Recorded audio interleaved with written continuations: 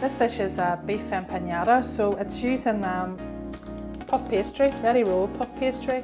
I've got some mince, spar peas, I've got tomato puree, need an egg to bind, got some spices, so I've got a wee bit of chilli powder, curry powder and cumin, onion, celery, garlic, bit of beef stock, and that's it. So just first thing to do is just heat up our pan. I want to cook off the onion and the celery and the garlic, so that just goes in. And we'll just cook that. I'm going to just sweat that down a wee bit. Really, this is a bit. You take a bit of time with this bit. Just do it for 5 minutes, just to soften your vegetables. The celery, the onion and the garlic are softened off nicely, so what I want to do now is seal off the minced beef, so straight into the pan. This bit, I need to do a wee bit of work just to get it so that we can seal it off, get a bit of colour into it. So that's the meat sealed off, so just want to add the spices, so again, chilli powder, curry powder and cumin. Those in there. When you add spices to anything, it's important that you cook them out for a wee bit, just to release the oils as well. So that's a nice smell there. So that's our spices added, and then tomato puree. Again, when you add tomato puree, you need to cook it out for a minute or two. At this stage, I'm putting in beef stock. So it's 1 stock cube and 200 ml of boiling water, and that goes in. Looks runny. That's okay, just turn the heat down. I'm going to let that simmer really for about 20 minutes.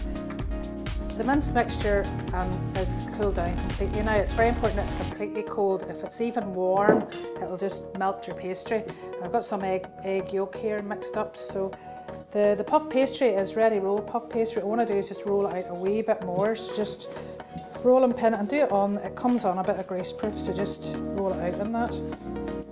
That's it, just to make it slightly thinner. Okay, and I'm going to cut this into quarters.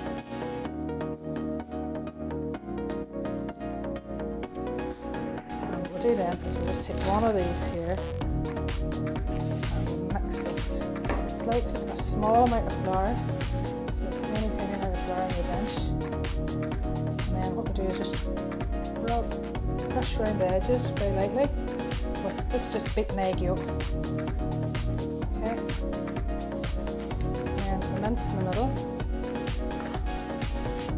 The egg yolk's important because you don't want this to burst out all over the show, so a wee bit of the egg yolk there. And what we're going to do is sort of make really like a Cornish pasty. So just fold it over there and then seal off around the edges, and the egg will help that seal. Now what you want to do is just crimp that, so just fold it round.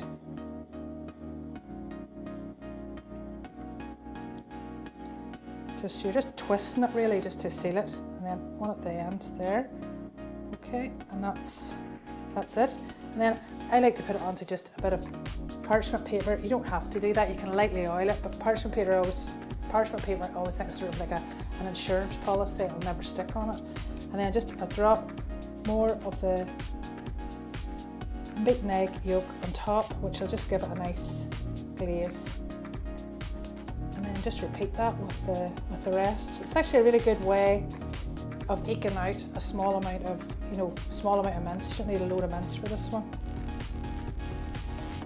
Okay, the empanada are all rolled out, ready. I've got a wee bit of glaze with the egg yolk on top, just ready to go into the oven.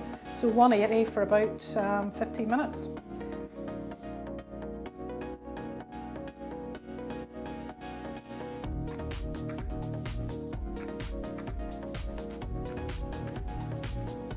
Okay, these have been in the oven for about 15 minutes now, so they're nicely golden brown, and they didn't leak, which is always good.